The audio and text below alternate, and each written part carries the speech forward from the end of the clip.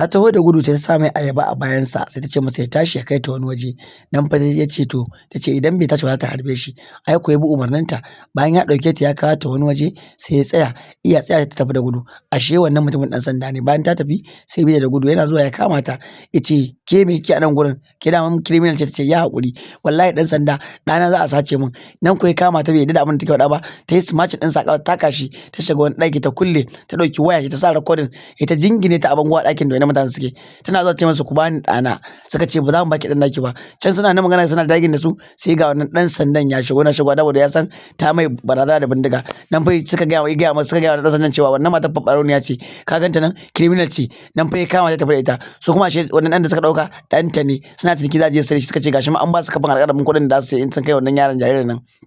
sun sai da shi an ba su kafin alƙalami bayan sun fito ta ɗan sandan nan fa yallaɓai